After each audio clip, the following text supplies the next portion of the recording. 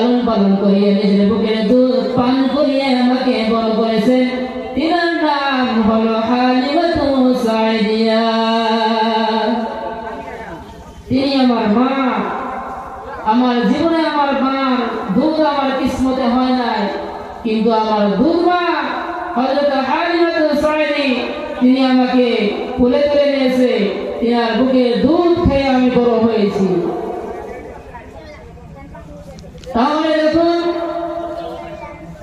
আমার হযরত মুহাম্মদ মুস্তাফা সাল্লাল্লাহু আলাইহি ওয়াসাল্লাম বাবা মাকে কত সম্মান দিয়েছেন, কত মহব্বত করেছেন, কত আদর্শবান দেখিয়েছেন।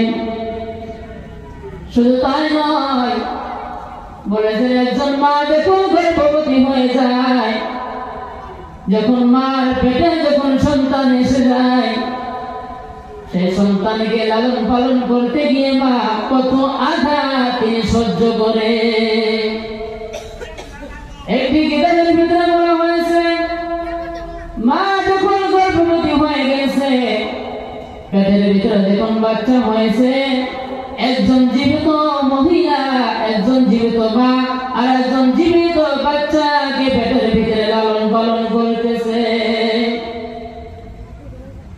এই ঠান্ডার দিনে, এই শীতের রাত্রে যখন মা গর্ভবতী মা যখন শীতের রাত্রে যখন কম্বল গায়ে দিয়ে যখন শুতে যায়, সেই ছোট বাচ্চা, কচি বাচ্চা পেটের ভিতর থেকে একবার পা দিয়ে লাথি মারে, একবার মাথা দিয়ে গুঁতো যায়, একবার হাত দিয়ে যখন কিলাগিরি করে, ওই অন্তর দরদি মা তিনি ওই রাত্রে একবার বিছানা থেকে উঠে, একবার বসে, একবার দেওয়ালের সঙ্গে মাথা টেক লাগায় চোখের পানি ছাড়ে।